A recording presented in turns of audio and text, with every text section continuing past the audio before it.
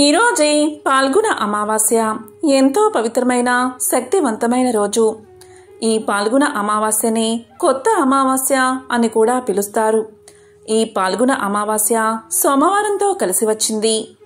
సోమవారం అమావాస్య తిథి కలిసి వస్తే దానిని సోమవతి అమావాస్య అంటారు.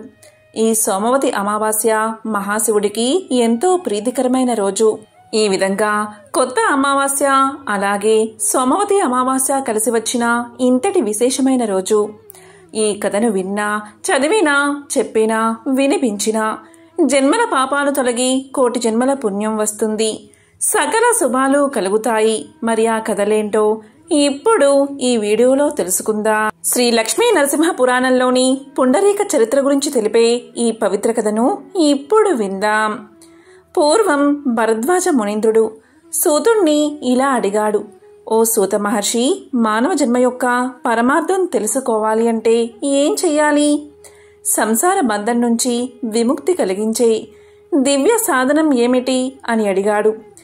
దానికి సూతుడు ఇలా సమాధానం చెప్పాడు. ఓ భరద్వాజ మునీంద్ర, కలియుగంలో మానవులు ముక్తిని పొందాలి అంటే ఏం చెయ్యాలో వివరించే ప్రాచీన ఇతిహాసాన్ని నీకు చెప్తాను, శ్రద్ధగా విను అని ఇలా చెప్పడం ప్రారంభించాడు. పూర్వకాలంలో పుండరీకుడు అనే పేరుగల ఒక బ్రాహ్మణుడు ఉండేవాడు. అతను బుద్ధిమంతుడు, విద్యావంతుడు, సంపన్న కుటుంబంలో పుట్టాడు. ఉపనయనం అయిన తర్వాత యథావిధిగా బ్రహ్మచర్యాన్ని పాటిస్తూ సమర్థులైన ఉపాధ్యాయుల దగ్గర వేద శాస్త్రాధ్యయనం చేశాడు. పుండరీకుడు చక్కటి తెలివితేటలు ఉన్నవాడు. కొంతకాలంలోనే వేదాధ్యయనం, శాస్త్ర పాఠాలు ముగించుకుని విద్యావంతుడై ఇంటికి చేరుకున్నాడు. ఇక తల్లిదండ్రులు విద్యావంతుడు, యుక్త వయసుడు అవడం వల్ల పుండరీకుడికి వివాహం చెయ్యాలని తలచి పుండరీకుణ్ణి ఇలా అడిగారు. వివాహం చెయ్యాలి అని తమ ఆశను పుండరీకుడికి చెప్పారు. దానికి పుండరీకుడు అతని తల్లిదండ్రులతో, తల్లిదండ్రులారా, తొందరపడకండి, నేను చెప్తాను అని ఏకాంతంగా ఒక ప్రదేశంలో కూర్చుని మానవ జీవితాన్ని విమర్శించుకున్నాడు. అతనికి సంసారం ఒక ముళ్ళ పొదలా అనిపించింది. తల్లిదండ్రులను, అన్నదమ్ములను, మిత్రులను అందర్నీ వదిలిపెట్టి ఇల్లు వదిలి దేశ సంచారం కోసం బయలుదేరాడు. అక్కడా ఇక్కడా దొరికే కాయలు తింటూ ఆకలి తీర్చుకుంటూ ఇలా అనుకున్నాడు. జీవితం నీటి బుడగ వంటిది. ఈ జీవితాన్ని ఎవరూ నమ్మకూడదు. క్షణక్షణానికి మారిపోయే శరీర స్థితిని నమ్మి బతకడం అనేది అర్థం లేనిది. శరీరం, అందం శాశ్వతం కాదని పురాణం చెప్పిన ప్రకారం ఈ భూమి మీద ఉన్న తీర్థాలు సేవించాలని నిర్ణయించుకున్నాడు పుండరీకుడు.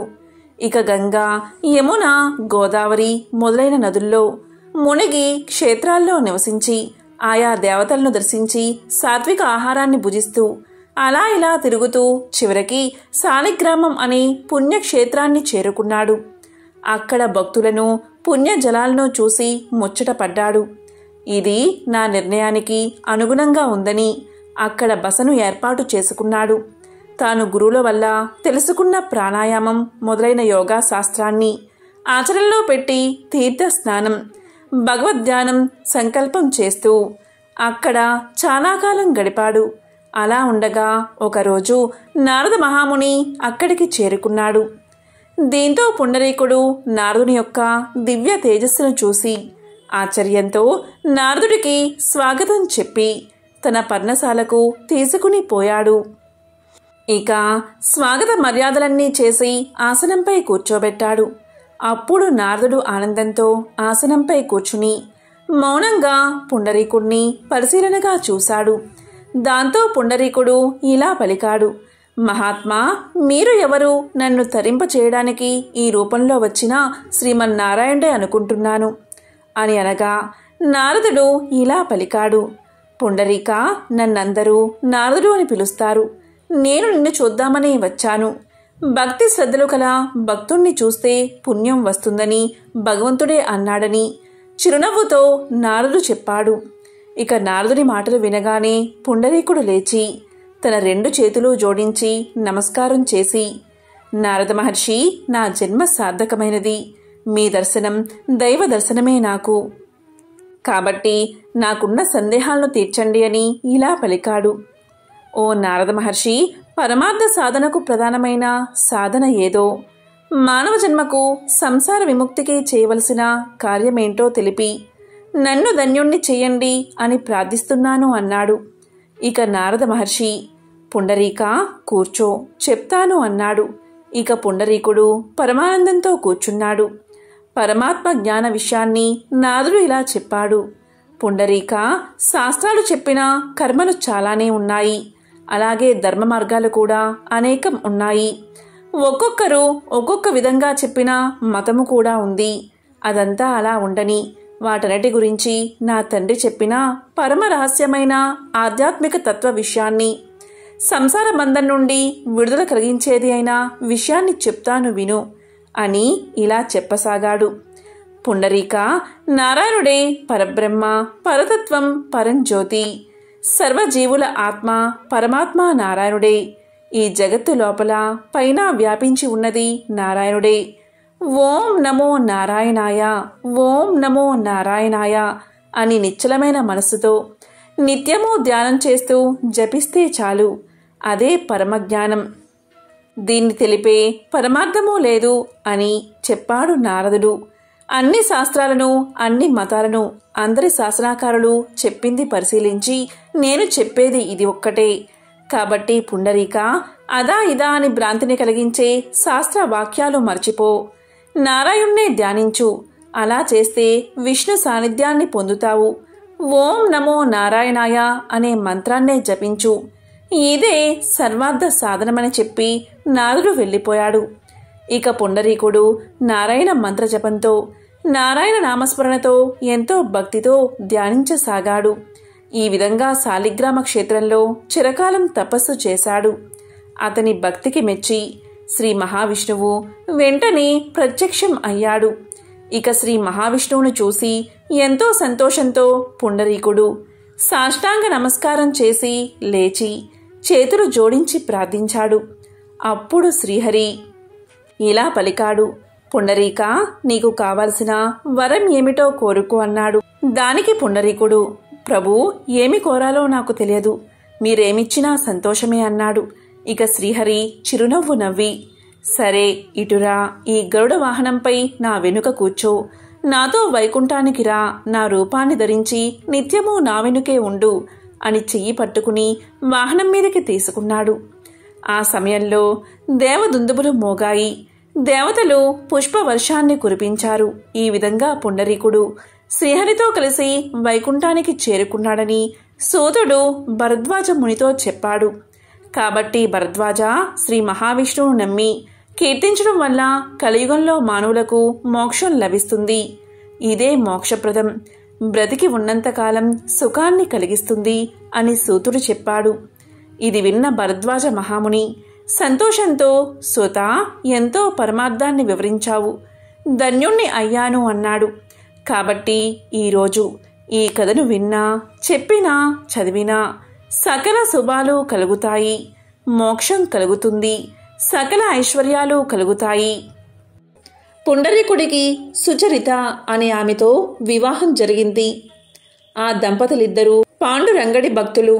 పాండురంగ విఠలుని దర్శించుకోవడం కోసం ఒకప్పుడు ఆ ఊళ్ళో ఉన్న భక్తులంతా గుంపులు గుంపులుగా కూడి భజనలు చేస్తూ పుండరీపురానికి బయలుదేరారు. సుచరిత ఇది చూసి భర్తతో, ఏమండి, మనం కూడా పుండరీపురం వెళ్దామా అని అడిగింది. అప్పుడు పుండరీకుడు ఇలా సమాధానం చెప్పాడు. ఇంట్లో శతవృద్ధులై అన్నిటికీ మనపైనే ఆధారపడి ఉన్న తల్లిదండ్రుల్ని వదిలి మనం ఎక్కడికి వెళ్తాం? మనకి ఎలా వీలవుతుంది? మనకి ఇల్లే పుండరీపురం. ఆ పాండురంగ విఠలుణ్ణి మనసులోనే ధ్యానించుకుంటూ ఈ ముసలి దంపతులకు సేవ చేయడం కన్నా మనకి మరొక ఆలోచన ఉండకూడదు అన్నాడు పుండరీకుడు. మనసులో గట్టిగా ఆ భక్తులతో పాటు వెళ్ళాలి అని ఉన్న సుచరిత పైకి ఏమీ అనక ఊరుకుంది. తక్కిన భక్తులంతా అనుకున్న ప్రకారం బయలుదేరి పుండరీపురం వెళ్ళిపోయారు. ఆ వెళ్లిన భక్తులకు కూడా ఇళ్లల్లో ముసలి తల్లిదండ్రులో, లేక రోగిష్టి భర్తలో, భార్యలో, పిల్లలో లేకపోలేదు. కానీ వాళ్ళు పుండరీకుడి మళ్ళే మనం వెళితే వీళ్ళ గతేమి కాను అని ఆలోచించకుండా ఎవళ్ళ కర్మ వాళ్ళది, వీళ్ల కోసం మనం పుండరీపురం వెళ్లడం మానుకుంటామా అని నిశ్చింతగా చక్కాపోయారు. పుండరీకుడు మటుకు తాను పుండరీపురం వెళ్లలేకపోయినందుకు కొంచెమైనా బాధపడలేదు. ప్రతిరోజు పొద్దున్నే లేచి తల్లిదండ్రులకి సేవ చేసేవాడు. పాపం వాళ్ళు కూర్చుంటే లేవలేని ముసలి వాళ్ళు.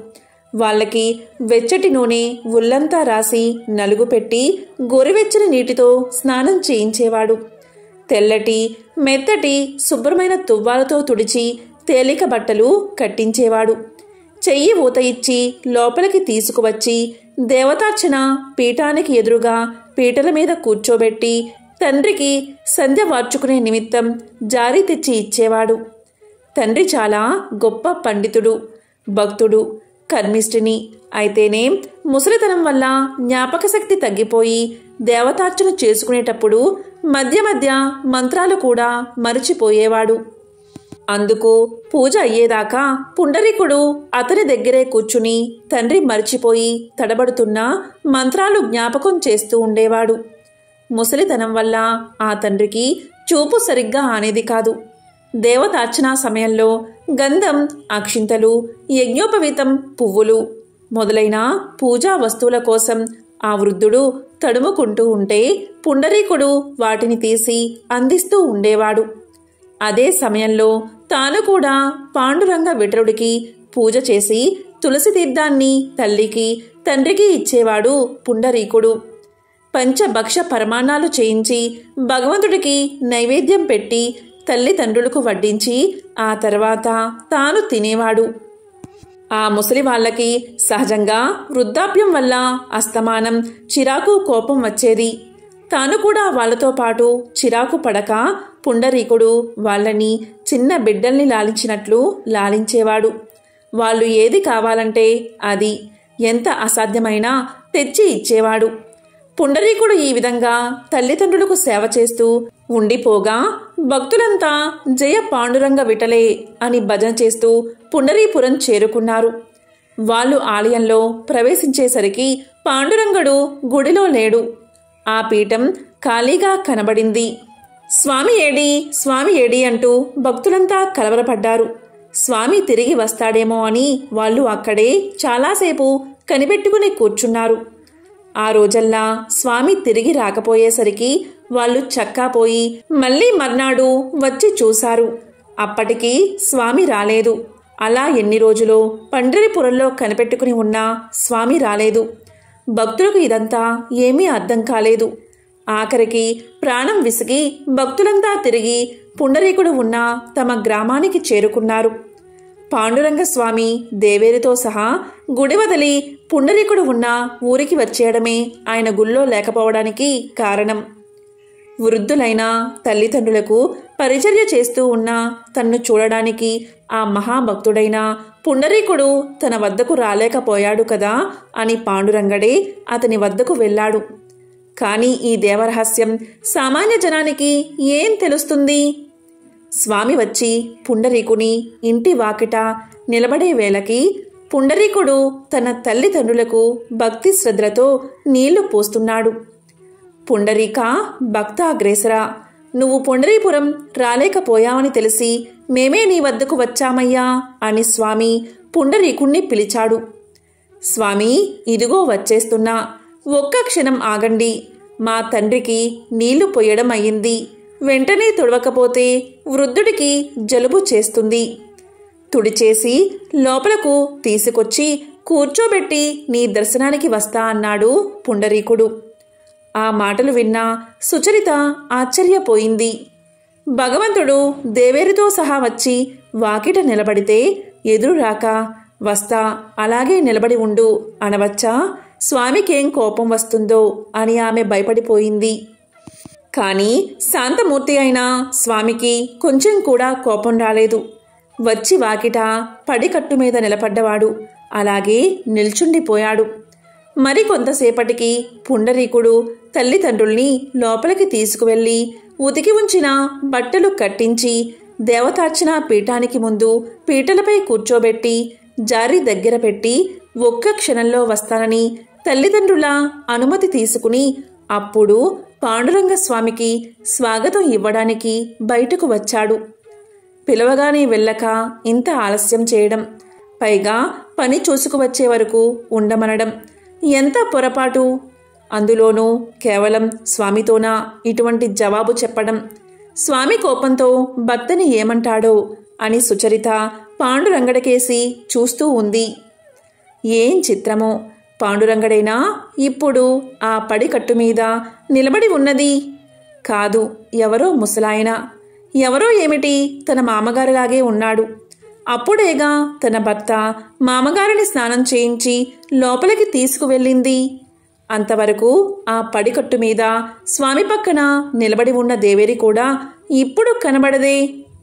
ఆమె స్థానంలో తన అత్తగారికి మళ్ళీ ఉన్న ముసలామె ఎవరో నిలబడి ఉంది.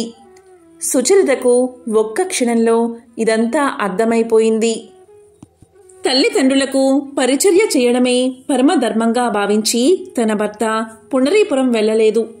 ఆ తల్లిదండ్రులకు పరిచర్య చేయడం మాకు పరిచర్య చేయడం లాంటిదే సుమా అని తనకు తెలపడం కోసం లక్ష్మీనారాయణలు తనకు అత్తామామల రూపంలో కనబడుతున్నారు అని ఆమె తెలుసుకుంది. పుండరీకుడు ఇంతలో లక్ష్మీ సమేతుడైన స్వామికి సాష్టాంగ నమస్కారం చేసి గరుడవాహన జగన్నాథ, పుండరీకాక్ష, పాండురంగ అని అనేక విధాల స్తోత్రం ప్రారంభించాడు. అప్పుడు పాండురంగడు దేవేరి కూడా ఎంతో ఆనందం చెంది శిరస్సు మీద చేతులు ఉంచి, పుండరీక భక్తాగ్రేసర, వృద్ధులైన నీ తల్లిదండ్రులకు నీవు భక్తి తాత్పర్యాలతో చేసిన పూజ పరిచర్య మాకు బాగా నచ్చాయి. ఏం వరం కావాలో కోరుకో అన్నారు. అప్పుడు పుండరీకుడు, స్వామి, నాకు, నా భార్యకు, అలాగే నా తల్లిదండ్రులకు నీ దర్శనం కోసం మేము పుండరీపురం రాలేము. మమ్మల్ని కటాక్షించడానికి ఇంత దూరం వచ్చావు కదా, కాబట్టి ఇక్కడే ఉండిపో, ఇదే నా కోరిక అన్నాడు.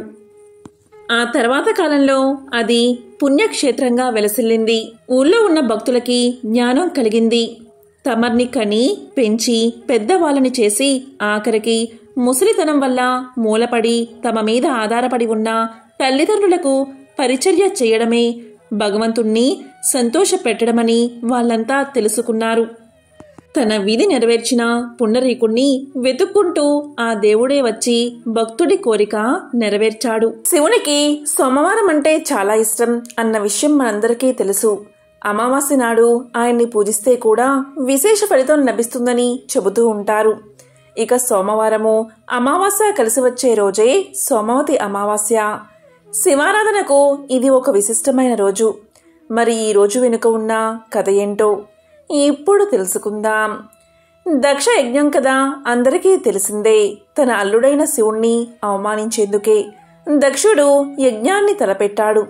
అక్కడ తనకి చోటు లేదని శివుడు వారిస్తున్నా వినకుండా శివుడి భార్య సతీదేవి ఆ యజ్ఞానికి వెళ్తుంది. సతీదేవి తన కుమార్తె అన్న ఆలోచన కూడా లేకుండా దక్షుడు ఆమెన్ని కూడా అవమానిస్తాడు. ఆ అవమానాన్ని తట్టుకోలేని సతీదేవి తన్ని తాను దహించి వేసుకుంటుంది. సతీదేవి మరణం గురించి విన్న శివుడు కోపంతో ఊగిపోతాడు. తన వెంట్రుకతో వీరభద్రుణ్ణి సృష్టిస్తాడు. ప్రమద గణాలతో పాటుగా ఆ వీరభద్రుడు దక్షుడి మీదకు దాడి చేస్తాడు. అక్కడ యజ్ఞానికి వచ్చిన వారందరినీ చావచితక బాదుతాడు. శివగణాల చేతిలో చావుదెబ్బలు తిన్నవారిలో చంద్రుడు కూడా ఉంటాడు. చంద్రుడు సాక్షాత్తు శివుడికి తోడల్లడు. అయినా శివుణ్ణి అవమానించే కార్యక్రమంలో పాల్గొన్నందుకు తగిన శాస్తిని అనుభవిస్తాడు. నిలువెల్లా గాయాలతో నిండిన చంద్రుడు వాటి బాధలకు తాళలేకపోతాడు. తనకు ఉపశమనం కలిగించమంటూ వెళ్ళి ఆ పరమేశ్వరుని వేడుకుంటాడు. చంద్రుడి బాధను చూసిన బోలా శంకరుడి మనసు కరిగిపోతుంది. రాబోయే సోమవారం నాడు అమావాస్య తిథి కూడా ఉన్నదని, ఆ రోజున కనుక తనకు అభిషేకం చేస్తే చంద్రుడు ఆరోగ్యవంతుడవుతాడని అభయమిచ్చాడు శివుడు. శివుడి సూచన మేరకు చంద్రుడు సోమవారం అమావాస్య కలిసిన రోజున శివుడికి అభిషేకం చేసి తన బాధల నుంచి విముక్తుడు అయ్యాడు. అప్పట్నుంచి సోమవారం నాడు వచ్చే అమావాస్యని సోమవతి అమావాస్య పేరుతో పిలవడం జరుగుతుంది. సోముడు అంటే చంద్రుడు అన్న అర్థముంది. ఆ చంద్రుణ్ణి ధరిస్తాడు కాబట్టి శివుడికి కూడా సోమేశ్వరుడు అనే పేరు వచ్చింది. దక్ష యజ్ఞం కదా అందరికీ తెలిసిందే. తన అల్లుడైన శివుణ్ణి అవమానించేందుకు దక్షుడు ఈ యజ్ఞాన్ని తలపెట్టాడు. ఆ యజ్ఞానికి శివుణ్ణి, శివుడి పరివారాన్ని తప్ప అందరినీ ఆహ్వానించాడు దక్షుడు. ఈ సంగతి తెలుసుకున్న సతీదేవి పుట్టింటి మీద మమకారాన్ని చంపుకోలేక దక్షయజ్ఞానికి వెళ్లి తీరతారని పట్టుబట్టింది. మహాశివుడు ఎన్ని విధాలా చెప్పినా వినిపించుకోలేదు సతీదేవి. అంగీకరించక తప్పలేదు శివుడికి. సరే వెళ్ళు అన్నాడతను. సతీదేవి ఒంటరిగా బయలుదేరింది. ఆమె అలా ఒంటరిగా బయలుదేరడం ప్రమదులకి ఆందోళన కలిగించింది. ఇంతమంది ఉన్నా ఎవరూ లేని దానిలా సతీదేవి ఒంటరిగా పుట్టింటికి పయనమవడం బాధ కలిగించింది వారికి. కాలినడకన వెళ్తున్న సతీదేవిని చూసి కళ్ళు చెమర్చుకున్నారు ప్రమదగణాలు. తప్పు, ఇది భావ్యం కాదనుకున్నారు కూడబలుక్కుని వారంతా.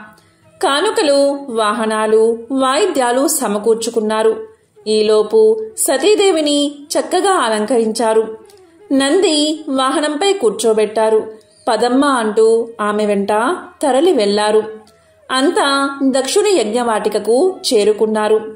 యజ్ఞం మహావైభవంగా జరుగుతోందక్కడ. సమస్త దేవతలు, మునులు కొలువుదీరి ఉన్నారు. అంతటా వేదఘోష వినవస్తుంది. చూసి పొంగిపోయింది సతీదేవి. యజ్ఞశాలలోకి ప్రవేశించింది. సతీదేవిని ఒక్కరూ కూడా వచ్చావా తల్లి అంటూ పలకరించలేదు. పలకరిస్తే ప్రమాదం అన్నట్లుగా ఊరుకున్నారంతా. దక్షుడు అస్సలు పట్టించుకోలేదు. కన్నెత్తి కూడా కూతుర్ని చూడలేదు. బాధపడింది సతీదేవి. తల దించుకుని నిలబడింది. అంత దూరం నుండి తల్లి గమనించింది. పరుగున వచ్చింది. సతీదేవిని గట్టిగా కౌగిలించుకుంది. వచ్చావా తల్లి, రావేమో అనుకున్నాను అని పలికింది. ప్రయాణం చేసి అలసిపోయినట్లున్నావు అని చీర కొంగుతో కూతురు ముఖాన్ని తుడిచింది తల్లి. తల్లి ఎప్పుడైతే సతిని చేరదీసిందో అప్పుడు ఇక ప్రమాదం లేదనుకుని తోబట్టువులంతా చుట్టుముట్టారామెను. అభిమానంగా పలకరించారు. రారా అంటూ సరసన కూర్చోబెట్టుకునేందుకు సిద్ధపడ్డారు. కూర్చోలేదు సతి. కళ్ళెర్రజేసుకుని నిలబడింది. తన తండ్రి చేసిన అవమానాన్ని తట్టుకోలేకపోయింది సతీదేవి. తోబట్టువులంతా కుటుంబ సమేతంగా వచ్చారు. వారందరినీ పేరు పేరునా పిలిచి తన భర్తని తండ్రి పిలవకపోవడాన్ని భరించలేకపోయిందామె. మండుతున్న కళ్ళను ఒక్క క్షణం మూసుకుని తెరచింది. నిప్పు కణాల్లా, నెత్తురు చుక్కల్లా సతీదేవి కన్నీటి బొట్లు జలజల నేల రాలాయి. చూశారు అది ప్రమదులు. కోపోద్రిక్తులయ్యారు. దక్షుణ్ణి వధించేందుకు కత్తులు దూశారు. వారిని వారించింది సతీదేవి. తండ్రిని కోపంగా చూస్తూ ఇలా పలికింది. మదాంధుడువై నా భర్త శివుణ్ణి ద్వేషిస్తున్నావు. నీకిది మంచిది కాదు తండ్రి. సర్వేశ్వరుడు నా భర్త ఎక్కడా, అధమాధముడివి నువ్వెక్కడా? నా భర్తకు హవిర్భావం లేకుండా చేస్తావా? మమ్మల్ని అవమానిస్తావా? దీనికి ఇంత కింద అనుభవిస్తావు నువ్వు. నీ తనువున పుట్టిన పాపాన్ని నేను భరించలేను. నాకీ శరీరం వద్దు.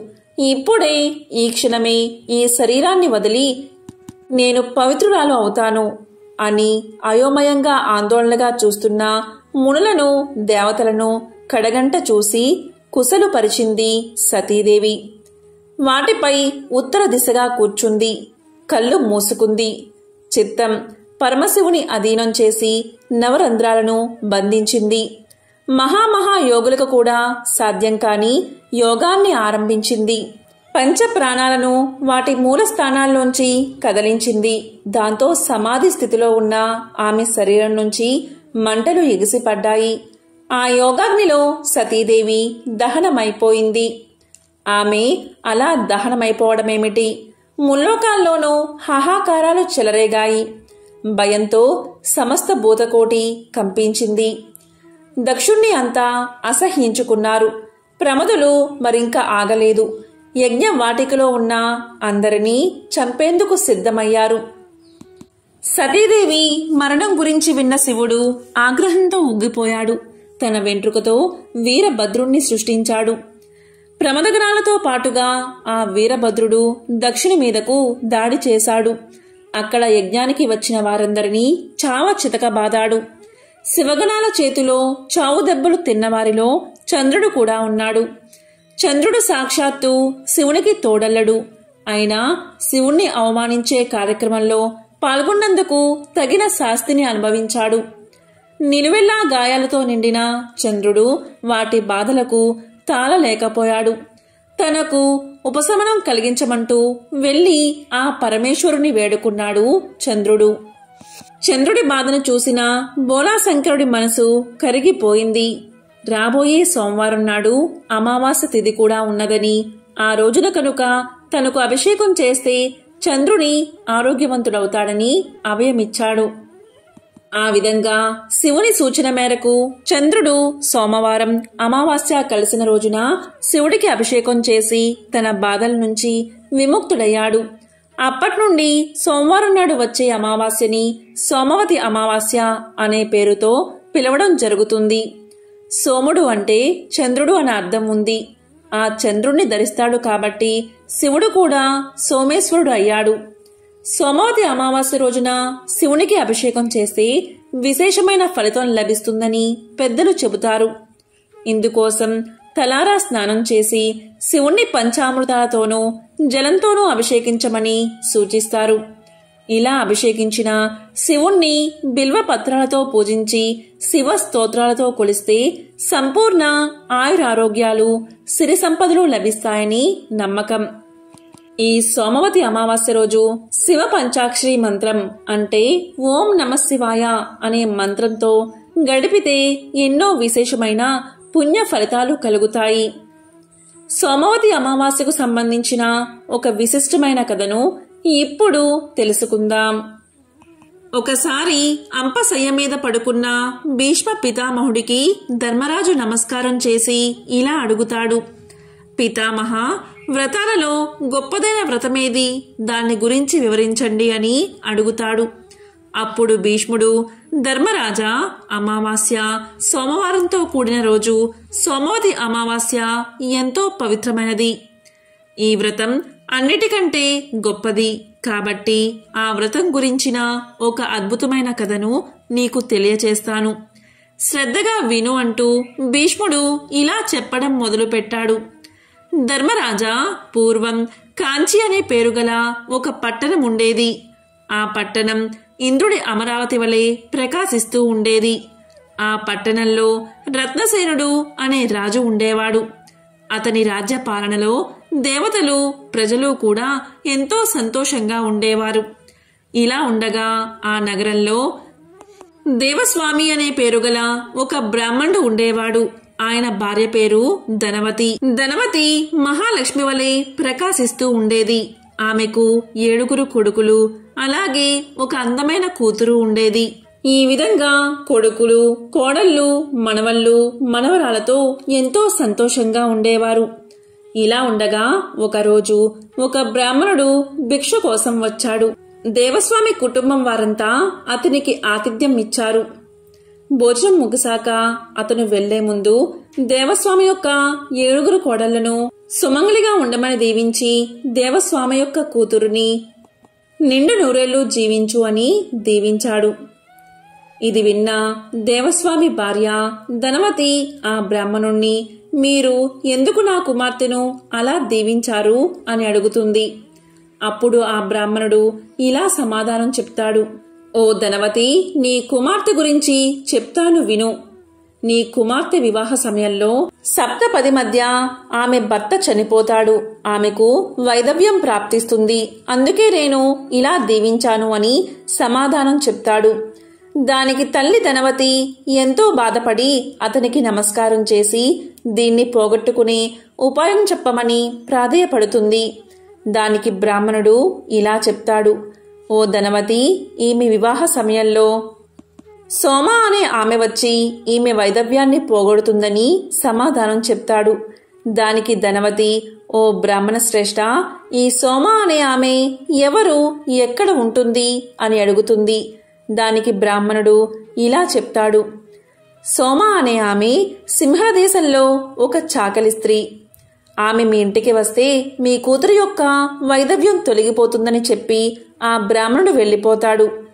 ఇక ధనవతి తన కొడుకుల్ని పిలిచి జరిగిందంతా చెప్తుంది. కుమారులారా, మీ చెల్లెలికి వివాహం మధ్యలో వైధవ్యం ప్రార్థిస్తుంది. కాబట్టి సింహళ దేశంలో ఉన్న సోమ అనే చాకలి స్త్రీని ఇక్కడికి తీసుకువస్తే మీ చెల్లెలి యొక్క వైధవ్యం తొలగిపోతుంది. కాబట్టి మీరు సింహళ దేశం వెళ్ళండి అని చెప్తుంది. దానికి కొడుకులు ఇలా అంటారు: ఓ తల్లిదండ్రులారా, కుమార్తె యందు ఉన్న ప్రేమతో 7 సముద్రాల అవతల ఉన్న సింహళ దేశానికి మమ్మల్ని పొమ్మంటున్నారు. సోమ అనే స్త్రీ సింహళ దేశంలో అంటే సముద్రం యొక్క మధ్యలో ఉంది. అది దాటడం చాలా కష్టం కనుక మేము పోలేము అని పలుకుతారు. దానికి తండ్రి దేవస్వామి, మీరు పోకుంటే నేనే వెళ్తాను అంటాడు. అది విన్న చిన్న కొడుకు అయిన శివస్వామి తండ్రితో, ఓ తండ్రి, మీరు ఇలా పలకడం మంచిది కాదు. చెల్లికి తోడుగా నేనే వెళ్తాను అని సోదరుని తీసుకుని ప్రయాణమవుతాడు. కొన్ని రోజులకు సముద్ర తీరం చేరి అక్కడ విశాలమైన ఒక మర్రి చెట్టు నీడన కూర్చుని ఉంటారు వారిద్దరూ. వారిద్దరికి ఎంతో ఆకలిగా ఉంటుంది. సముద్రం ఎలా దాటాలా అని ఆలోచిస్తూ ఉంటారు. ఇది ఇలా ఉండగా ఆ చెట్టు వద్ద ఉన్న ఒక పెద్ద పక్షి మెత్తని మాంసాన్ని తెచ్చి తన పిల్లలకి పెట్టి పిల్లల్ని పోషిస్తూ కాపాడుకుంటూ ఉంటుంది. ఈ విధంగా పిల్లలకి ఆహారాన్ని తెచ్చే క్రమంలో ఆ పక్షి ఆహారం కోసం బయటకు వెళ్తుంది. అదే సమయంలో పక్షి లేని సమయంలో ఆ పిల్లలను తినడానికి ఒక పెద్ద పాము చెట్టు ఎక్కుతూ ఉంటుంది. ఇది గమనించిన శివస్వామి వెంటనే ఆ పామును ఒక పెద్ద కర్రతో కొట్టి చంపేస్తాడు. ఇది జరిగాక ఆ పక్షి మాంసాన్ని తెచ్చి పిల్లలకు పెట్టగా పిల్లలు అవి ముట్టుకోలేదు. వెంటనే గెద్ద చూసి ఎందుకు తినలేదు అని పిల్లల్ని అడగగా జరిగిందంతా పిల్లలు తెలియజేస్తాయి. వెంటనే ఆ పక్షిరాజు వారిద్దరి దగ్గరికి వచ్చి, మీరు చేసిన దానికి నేను ఎంతో కృతజ్ఞుణ్ణి. మీ కోరిక ఏమిటి అని అడుగుతుంది. దానికి ఆ అన్నా చెల్లెళ్ళు, ఓ పక్షిరాజా, ఈ సముద్రం మధ్యలో ఒక ద్వీపం ఉంది. ఈ సముద్రాన్ని ఎలా దాటాలో మాకు అర్థం కావడం లేదు. అక్కడ సోమ అనే ఆమెను మేము కలవాలి. అలా చేస్తే నా చెల్లి యొక్క వైధవ్యం తొలగిపోతుందని శివస్వామి తెలియచేస్తాడు. దానికి పక్షిరాజు, సరే, రేపు ఉదయమే నేను అక్కడికి చేరుస్తాను అని చెప్పి పక్షి పిల్లలకు ఆహారం పెట్టి మరుసటి రోజు ఉదయమే ఆ పక్షి ఆ అన్నా చెల్లెలిద్దరినీ తన వెన్ను మీద కూర్చోబెట్టుకుని 7 సముద్రాల అవతల ఉన్న సింహళ ద్వీపంలో ఉన్న సోమ అని చాకలి స్త్రీ ఇంటి ముందు దించుతుంది. ఇక ఆ అన్నా చెల్లెలిద్దరూ ఆ ఇంటి ముందు ఊడ్చి శుభ్రం చేసి ముగ్గులు పెడతారు. అప్పుడు సోమ అనే చాకలి స్త్రీ వచ్చి అంతా చూసి ఆశ్చర్యపోయి, నా ఇంటిని ఇంత అందంగా ఎందుకు మార్చారు, ఎవరు మీరు అని అడుగుతుంది. అప్పుడు ఆ అన్నా చెల్లెళ్ళు జరిగిందంతా వివరించి చెబుతారు. అది అంతా విన్నా సోమ, సరే, ఇక పనులు ఆపండి. నీ చెల్లెలి వైధవ్యం పోగొట్టడానికి నేను మీ వెంట వస్తాను అని చెప్పి తన 7 కోడళ్లతో చెప్పి పక్షిరాజును వాహనంగా చేసుకుని ఇంటికి చేరుతుంది. ఇక చిన్న కుమారుడైన శివస్వామి తన చెల్లెలికి తగిన వరుణ్ణి తేవడానికి వేరే దేశం పోయి ఉజ్జయిని నగరం చేరి అక్కడ ఉన్న దేవశర్మ కొడుకైన రుద్రశర్మ అనే పేరుగల ఒక వరుడికి 10,000 వరహాలు ఇచ్చి ఒక మంచి ముహూర్తంలో వివాహం జరుగుతూ ఉండగా సప్తపది సమయంలో రుద్రశర్మ ఉన్నవాడు ఉన్నట్లుగా మరణిస్తాడు. వెంటనే సోమ తన సోమవతి అమావాస్య ఫలాన్ని ఆ శవానికి దారపోస్తుంది. వెంటనే అతడు బతుకుతాడు. ఇది చూసిన వారందరూ ఎంతో ఆశ్చర్యపోతారు. కానీ తన నోము ఫలాన్ని దారపోయడంతో ఇంటి వద్ద ఉన్న సోమ అనే స్త్రీ యొక్క 7 కొడుకులు మరణిస్తారు. ఈ సంగతి కనిపెట్టిన సోమ అందరి వద్ద సెలవు తీసుకుని ఇంటికి ప్రయాణమవుతుంది. వెళ్లే దారిలో కనిపించిన రావి చెట్టును చూసి 108 ప్రదక్షిణాలు చేస్తుంది. ఇక్కడ ఇలా చేయగానే ఇంటి దగ్గర మృతి చెందిన ఆమె కుమారులు నిద్ర నుండి లేచినట్లుగా లేచి నిలబడ్డారు. చాకలి స్త్రీ సోమ ఇంటికి చేరగా 7 కోడళ్ళు ఆమె చుట్టూ చేరి జరిగిన అద్భుతం గురించి చెప్పి ఇలా ఎందుకు జరిగిందో చెప్పమనగా చాకలి స్త్రీ సోమ సోమవతి అమావాస్య యొక్క వ్రతఫలమని చెప్పి ఆ కోడళ్ల చేత కూడా ఆ వ్రతాన్ని ఆచరింపచేసింది. సోమవారం అమావాస్యతో కూడిన రోజు రావి చెట్టు చుట్టూ ప్రదక్షిణ చేసి చివరిలో ఒక పండును చెట్టు మొదట్లో పెట్టి నమస్కారం చేయాలి అని ధర్మరాజుకు భీష్మ పితామహుడు తెలియచేస్తాడు. ఎంతో విశేషమైన ఈ సోమవతి అమావాస్య రోజు పితృలకు పిండ ప్రదానం చేయడం ఎంతో మంచిది. అలాగే ఈ రోజు వివాహితులు అవివాహితులు రావి చెట్టు చుట్టూ 108 ప్రదక్షిణలు చేయడం వల్ల కోరుకున్న కోరికలు నెరవేరతాయట. ఈ రోజు శ్రీ మహాలక్ష్మి సమేత శ్రీమన్నారాయణ్ణి పార్వతీ పరమేశ్వరులను పితృదేవతలను పూజించాలి. మంచి పనులు చేయాలి. మౌనాన్ని పాటించాలి. ఎంతో విశిష్టమైన ఈ సోమవతి అమావాస్య రోజు గంగానది త్రివేణి సంగమం లేదా ఏదైనా పుణ్యనదుల్లో స్నానాన్ని ఆచరిస్తే ఐశ్వర్యం కలుగుతుంది. రోగాలు బాధలు తొలగిపోతాయి. పితృదేవతలు ఉన్నత లోకాలకు వెళ్లడానికి మార్గం ఏర్పడుతుంది. వేద వ్యాస మహర్షి చెప్పిన దాని ప్రకారం సోమవతి అమావాస్య నాడు పేద పిల్లలకు అన్నదానం చేసి పుణ్యనదుల్లో స్నానం ఆచరించిన వారికి 1000 గోవులు దానం చేసిన పుణ్యం లభిస్తుంది. సోమవతి అమావాస్య రోజున పూర్వీకులను స్మరించుకుంటూ నువ్వులను సమర్పించాలి. అదేవిధంగా లేని వారికి వస్త్రాలను దానం చేస్తే కూడా ఎంతో మంచిది. ఎంతో విశేషమైన పవిత్రమైన ఈ రోజు ఈ కథను విన్నా చదివినా చెప్పినా వినిపించినా సకల శుభాలు కలుగుతాయి. ఆ లక్ష్మీ నారాయణల అలాగే శివ పార్వతుల అనుగ్రహం తప్పకుండా మీకు కలుగుతుంది. ఓం నమః శివాయ. ఓం నమో నారాయణాయ.